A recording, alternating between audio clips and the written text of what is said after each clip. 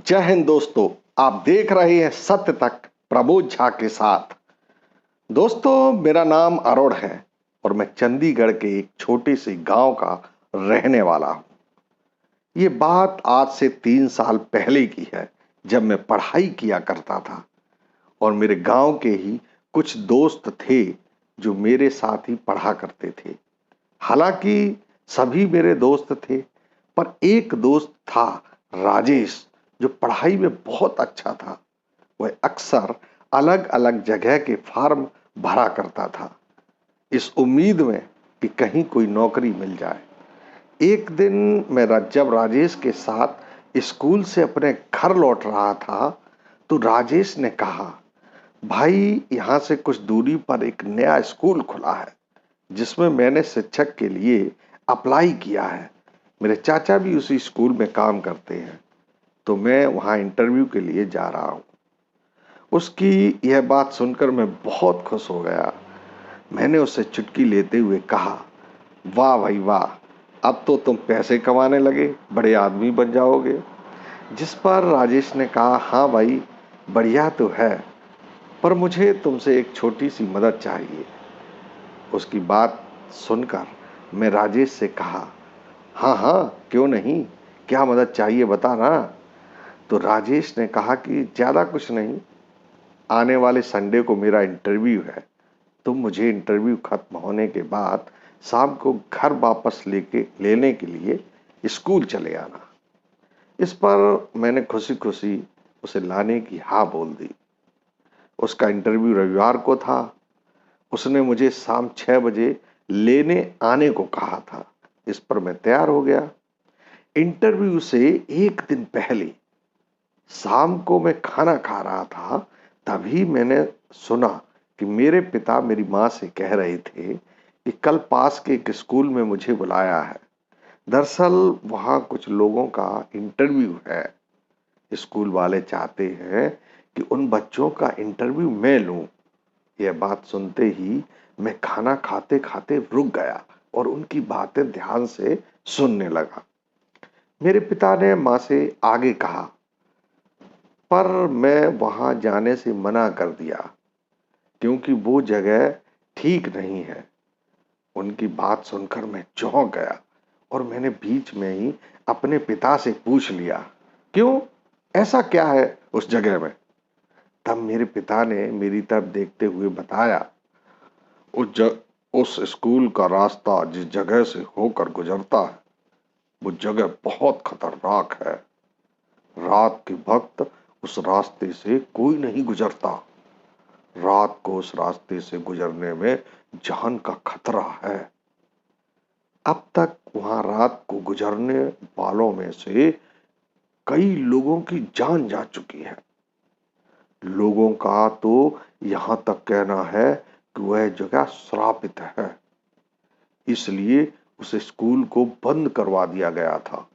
पर उस स्कूल के मालिक की पहुंच बहुत ऊपर तक है, इसलिए उसने स्कूल को दोबारा खोलने की परमिशन ले ली। इसीलिए नए शिक्षकों की भर्ती की जा रही है। उस रास्ते के दूसरी तरफ कई लोग रहते हैं, पर वे सभी केवल दिन में ही सफर करते हैं, रात को कोई नहीं निकलता।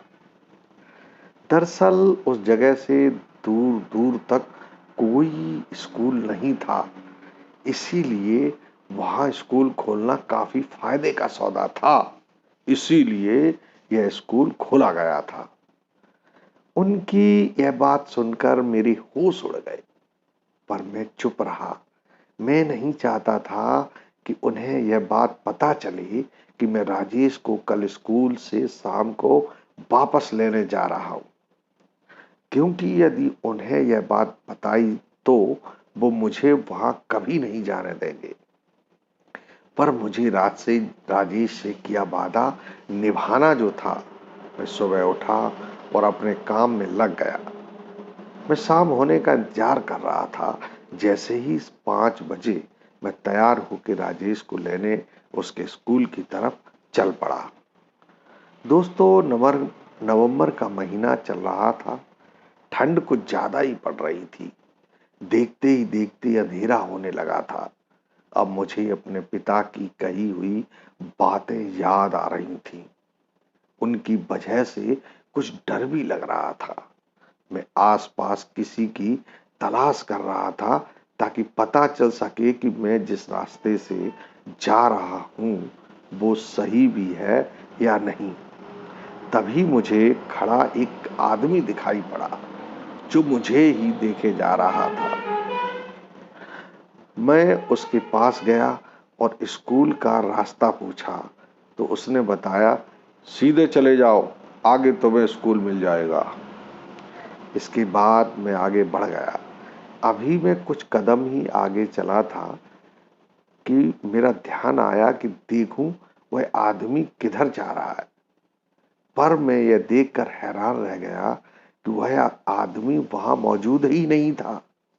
अब मैं सोच सोच कर परेशान हो रहा था कि वो आदमी इतनी जल्दी आखिर चला कहाँ गया। इसके बाद मैंने अपनी बाइक की रफ्तार बढ़ाई और स्कूल पहुंच गया। मैंने देखा राजेश स्कूल के बाहरी रास्ते पर खड़ा था। मैं उसे देखकर खुश हो गया। मैंने उससे कहा, भाई यह कोट तुम पर बहुत जच रहा है। वो मुस्कुराते हुए बोला, कल पापा लेकर आए हैं। तभी मैं चौंक गया कि जो आदमी मुझे रास्ते में मिला था वो राजेश के पीछे खड़ा है। मुझे उसकी तरफ देखते राजेश ने बताया, इन्होंने ही मेरा इंटरव्यू लिया है। यह बात सुनकर मैं दंग रह गया, क्योंकि अभी कुछ देर पहले मैंने इस आदमी को सड़क पर खड़ा देखा था। राजेश ने बताया कि ये सुबह से ही यहाँ इंटरव्यू ले रहे हैं। कई बच्चों के इंटरव्यू इन्होंने ही लिए।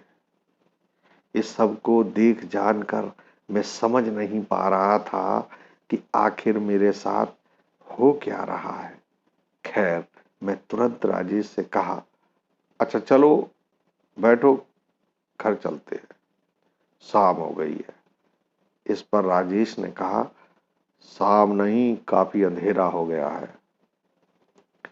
चलते चलते हम लोग इधर उधर की बातें करने के बाद मैंने राजेश से पूछा, भाई तुझे इस रास्ते की कोई कहानी मालूम है क्या? उसने कहा, हाँ क्यों? तब मैंने अपने पिता की कही हुई बातें बताई तो वह हंसते हुए बोला, क्या यार, आज के वक्त में भी तू भूत प्रेतों की बातों पर विश्वास करता है? अभी हम लोग ये बातें कर ही रहे थे कि तभी मेरी बाइक किसी चीज से टकरा कर नीचे गिर गई, जिससे हम दोनों ही नीचे गिर पड़े। मैंने जल्दी से अपनी बाइक उठाई और राजेश को सहारा देकर उठाते हुए बोला, तू ठीक तो है? ज्यादा चोट तो नहीं आई? इस पर वैसे रिलाते हुए ना में उत्तर दिया। अब हम दोनों फिर बाइक पर बैठे और चल दिए। मैं फिर इधर उधर की बातें करते हुए चलने लगा। कुछ देर बाद मुझे एहसास हुआ कि केवल मैं ही बातें किए जा रहा हूं, राजेश कुछ नहीं बोल रहा। तभी मैंने पीछे मुड़कर देखा, बाइक पर राजेश बैठा ही नहीं था। यह देखकर मैं काफी परेशान हो गया। इसके बाद मैंने बाइक पीछे मुड़ाई और राजेश को आवाज लगाने लगा। तभी मुझे राजेश की आवाज वहां पर सुनाई दी जहां हम अभी गिरे थे। मैं उसके पास पहुंचा और बोला, यार तू यहाँ कैसे पहुंचा, जबकि मैं तुझे यहाँ से लेकर गया था? इस पर राजेश ने कहा, अरे यार, मैं तो यहीं पड़ा था जब तूने बाइक उठाई और चल दिया। मैं आवाज पे आवाज दे रहा था पर तूने मेरी आवाज सुनी ही नहीं। यह सब सुनकर मैं काफी परेशान हो गया था कि आखिर हमारे साथ आज हो क्या रहा है। इसके बाद मैंने ज्यादा कुछ नहीं कहा सुनी की और उसे बाइक पर बैठाकर घर की तरफ चल दिया। अब मैं बाइक काफी तेज गति से चला रहा था, क्योंकि मैं जल्द से जल्द घर पहुंचना चाहता था। पर मैं देख रहा था कि हवाएं तेज चल रही थी और सर्दी भी काफी बढ़ चुकी थी। मैं काफी भयभीत भी था पर मैं अभी राजेश को कोई बात नहीं बताना चाह रहा था, क्योंकि मैं जानता था कि वो मुझे ही बेवकूफ समझेगा। इसके कुछ देर बाद ही मेरी बाइक की स्पीड अपने आप कम होने लगी और कुछ ही देर में बाइक रुक गई। बाइक के रुकने से मैं पूरी तरह घबरा गया। मुझे घबराता हुआ देख राजेश बोला, भाई तू बहुत परेशान दिख रहा है, कोई तो बात है, बता ना। पर मैं राजेश को कोई बात नहीं बताई। तभी राजेश बोला, भाई मैं 1 मिनट में टॉयलेट करके आता हूँ, तब तक तू अपनी बाइक स्टार्ट कर। और मैं बाइक स्टार्ट करने में जुट गया, जो स्टार्ट नहीं हो रही थी। अचानक से राजेश के चिल्लाने की आवाज आई। वह मेरी तरफ भागता हुआ आ रहा था। उसने कहा, बाइक जल्दी स्टार्ट कर, वहां कोई है जो बहुत ही डरावना है। भगवान की कृपा से मेरी बाइक भी स्टार्ट हो गई और हम लोग बाइक पर बैठकर पूरी स्पीड से भागने लगे। तभी मुझे एहसास हो गया कि राजेश को किसी ने पकड़कर बाइक से नीचे गिरा लिया। कुछ ही दूर मेरी बाइक भी गिर गई बैलेंस बिगड़ने से। मैंने उठते हुए देखा तो पाया कि कोई लंबा सा साया राजेश की गर्दन दोनों हाथों से पकड़कर ऊपर उठाई है। राजेश छटपटा रहा है, पर मैं उस साये की दूसरी तरफ यानी आर पार देख पा रहा था। मैं इतना डरा हुआ था कि समझ नहीं पा रहा था कि अब मैं क्या करूं। पर मैं अपने दोस्त राजेश को मरता हुआ नहीं देख सकता था। मैं हिम्मत जुटाते हुए उस साये की तरफ बढ़ा। तभी देखा कि उस साये ने राजेश को नीचे पटक दिया और मेरी तरफ लपका, मेरी गर्दन पकड़ने लगा। तभी मैंने देखा कि एकदम से उस साये ने अपने हाथ मेरी गर्दन से हटाते हुए मुझसे दूर हो गया। मैं समझ गया था मेरे गले में शंकर भगवान का ओम का जो लॉकेट पड़ा है, शायद इस साये के हाथ से टच हो गया। अब वो साया दोबारा से राजेश की गर्दन दबाने लगा। तभी मैंने लॉकेट को गर्दन से उतार कर अपने हाथों में पकड़ा और उस साये की तरफ बढ़ गया। मुझे अपने पास आता देख साये ने राजेश की गर्दन छोड़ तो दी और दूर भाग गया। मैं अब अपने दोस्त राजेश के पास ही बैठ गया। देखा राजेश की सांसें चल रही हैं। मैंने उसे हिलाते हुए आवाज लगाई, राजेश राजेश। कुछ देर बाद राजेश को होश आ गया। वह दोबारा से उस साये को देखकर घबराने लगा। मैंने उससे कहा, भाई तू चिंता मत कर, यह देख। इस बीच कई वाहनों की एक साथ आने की आवाज सुनाई पड़ी। कुछ दूर मेरे पिता गांव के कई लोगों के साथ लेकर वहां पहुंच गए थे। राजेश के पिता ने उन्हें मेरे यहाँ आने की बात बता दी थी। इसी बीच वो साया गायब हो गया। इसके बाद हम दोनों में से उस स्कूल की तरफ कोई नहीं गया।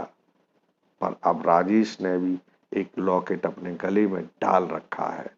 तो दोस्तों, आपको हमारी यह कहानी यदि पसंद आई हो तो मेरे चैनल को सब्सक्राइब जरूर कर देना। और हाँ, यदि आपके आसपास भी ऐसी कोई घटना होती है तो हमें कमेंट करके जरूर बताएं, ताकि आपकी कहानी को लोगों तक पहुंचा सके।